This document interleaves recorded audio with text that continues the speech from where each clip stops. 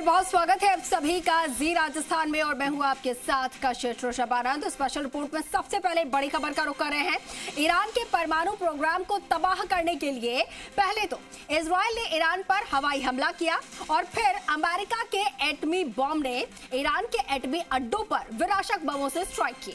मगर इसके सबके बावजूद ये दावा किया जा रहा है कि 100 घंटे बाद ईरान एटमी पावर बनने वाला है। और सिर्फ एटमी पावर ही नहीं बल्कि दावा ये भी किया जा रहा है कि ठीक 100 घंटे बाद खलीफा अपने पहले आपको बता दें कि इस्लामिक बम का टेस्ट भी करने वाला है। और अब सवाल ऐसे में ये उठते हैं कि आखिर शिया सुप्रीम का एटमी प्रण कैसे 100 घंटे बाद पूरा होगा।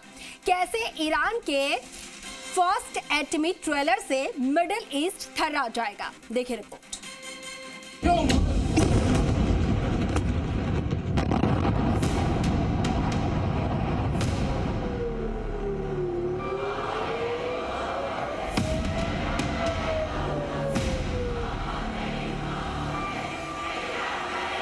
और ईरान ने ऐलान भी कर दिया है फिर कि हम अपनी military capability, nuclear capability rebuild कर रहे हैं और इंटरनेशनल एजेंसी से भी बाहर जा रहे हैं।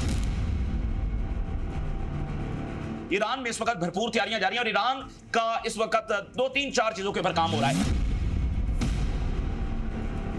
क्या ईरान के पास इतनी मिकदार में यूरेनियम एनरिच्ड है कि वो कोई एक बम बना सके?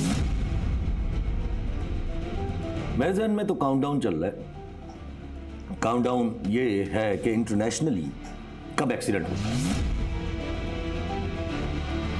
क्या 100 घंटे बाद ईरान का न्यूक्लियर प्रोग्राम पूरा होने वाला है?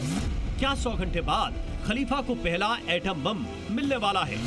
क्या 100 घंटे बाद मिडिल ईस्ट में इस्लामिक बम का पहला टेस्ट होने वाला है?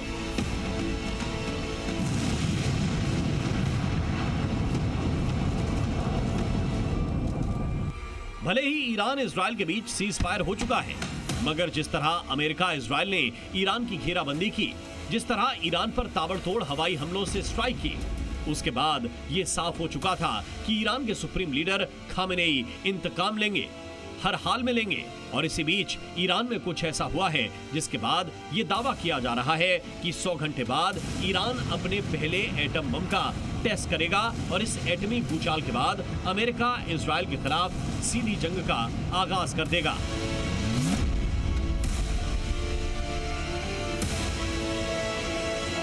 चंद रोज पहले ईरान के फोर्दो न्यूक्लियर अड्डे की सैटेलाइट तस्वीरें दुनिया के सामने आई थी। इन तस्वीरों में साफ नजर आ रहा था कि ईरान अपने परमाणु अड्डों को फिर से एक्टिव कर चुका है। मगर इसी बीच ईरान की संसद में एक प्रस्ताव पास हुआ, वो ये कि ईरान ने यूएन की परमाणु निगरानी संस्था IAEA से खुद को अलग किया, जिसका मतलब IAEA ईरान के एटमी अड्डों की निगरानी नहीं कर सकता। यानी ईरान बेरोक-टोक अपने न्यूक्लियर कार्यक्रम को तेजी से बढ़ा सकता है और NPT का सदस्य होने के नाते ईरान को शांतिपूर्ण परमाणु कार्यक्रम की इजाजत है।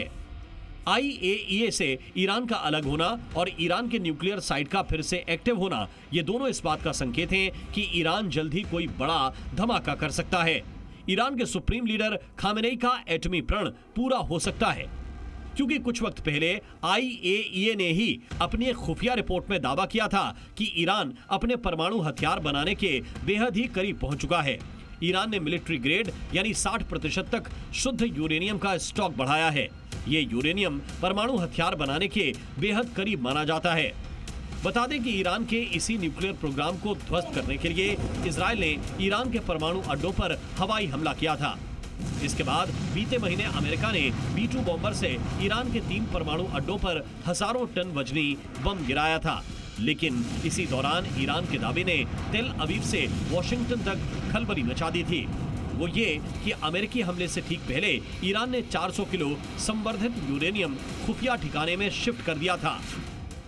IAEA का ये कहना है कि यहाँ पे इतनी वो हलाकत नहीं हुई है जिसका दावा अमेरिका में हो रहा है। और उसका रीज़न ये है कि अगर वो साइट्स जहाँ पे यूरेनियम एनरिच हो रही थी उसको अगर आपने तबाह किया तो कोई ताबकारी बाहर फैलती, कुछ होता, कुछ भी ऐसा नहीं हुआ।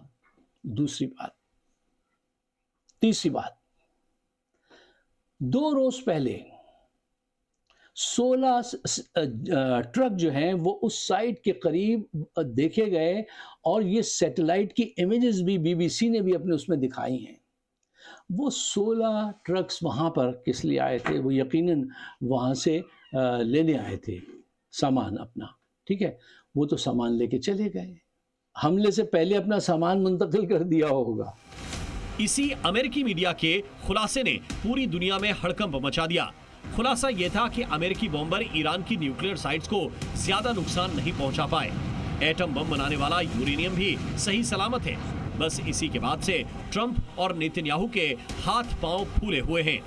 और बता दें कि आज भी ईरान का 400 किलो संवर्धित यूरेनियम इजराइल और अमेरिका के लिए बड़ा सवाल बना हुआ है, जिसका अब तक कोई पता नहीं चला है।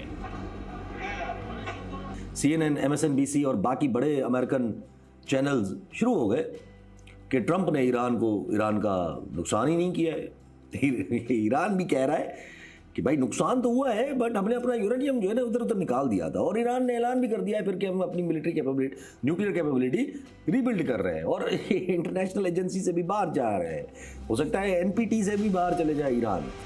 लेकिन अब ये आशंका जताई जा रही है कि उसी 400 किलो संवर्धित यूरेनियम से ईरान अपना पहला एटम बम बनाने की दहलीज पर है। असल में ईरान परमाणु बम को क्यों बना रहा है ये शायद बताने की जरूरत नहीं, क्योंकि हर कोई ये बखूबी जानता है कि खाड़ी में अमेरिका के पांव उखाड़ने के लिए, उसे तबाह करने के लिए ईरान बम ऑफ यूरेनियम तैयार कर रहा है। बीते कई सालों से ईरान के न्यूक्लियर साइंटिस्ट इस मिशन पर जुटे हुए हैं, मगर अब खामेनेई का एटमी मिशन पूरा होने वाला है। बस खामेनेई को इंतजार है मुहर्रम के खत्म होने का। दावा है कि जैसे ही मुहर्रम खत्म होगा उसके ठीक बाद खामेनेई अपने इस्लामिक बम का फर्स्ट ट्रेलर दुनिया को दिखाएंगे। Bureau report, C media.